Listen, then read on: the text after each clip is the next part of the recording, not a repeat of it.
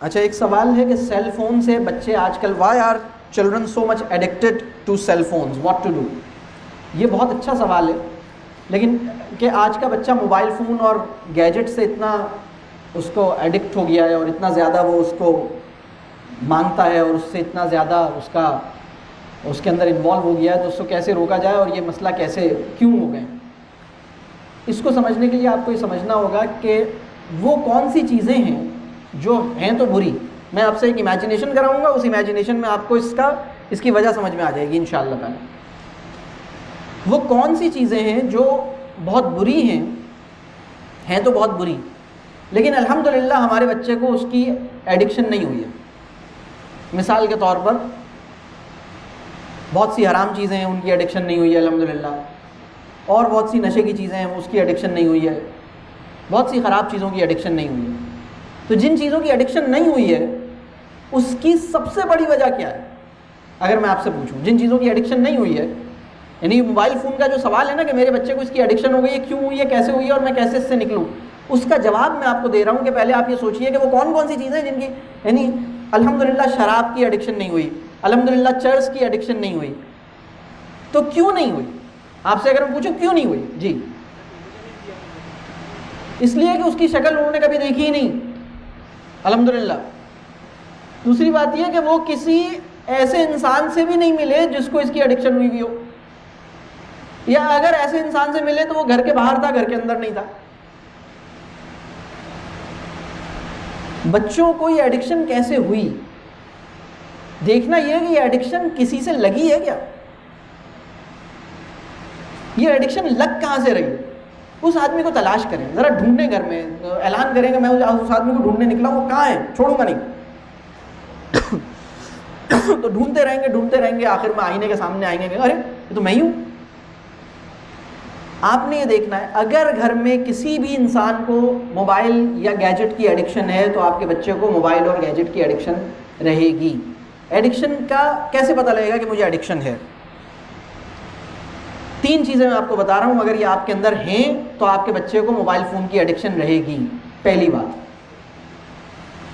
چاہے موبائل بجا ہو یا نہ بجا ہو آپ اسے کھول کے دیکھتے ہیں. دوسری بات،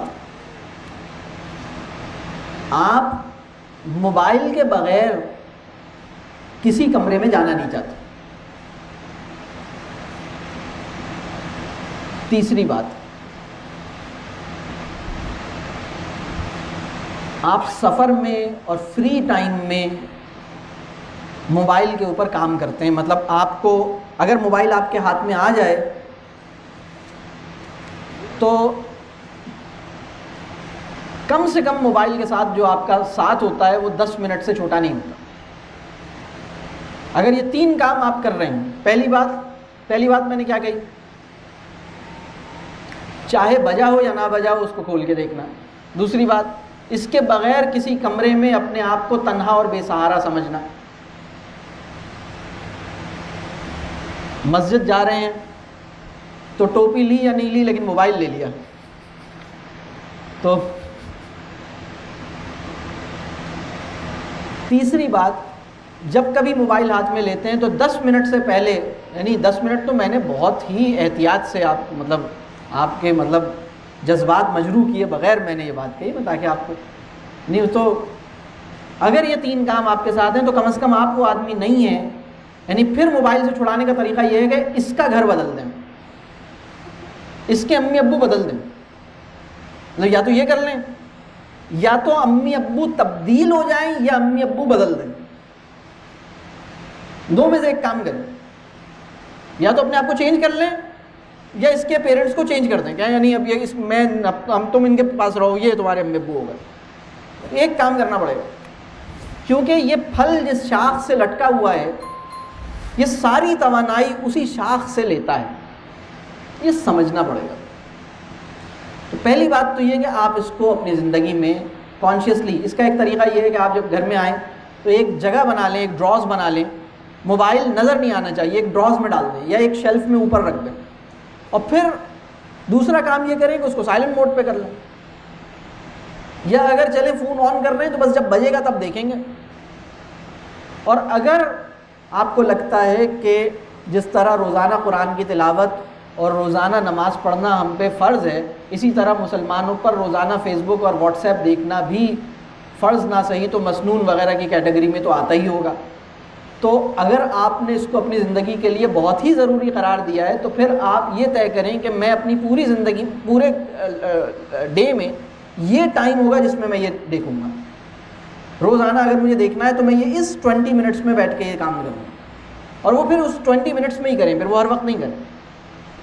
اور اگر کوئی خیر کی چیز ہے، آپ کوئی لیکچر سنتے ہیں، کوئی اور بات کرتے ہیں، تو ایک اہم بات میں آپ کو بتاؤں، یوٹیوب کا لیکچر موبائل ہاتھ میں لیے بغیر سنا جا سکتا ہے۔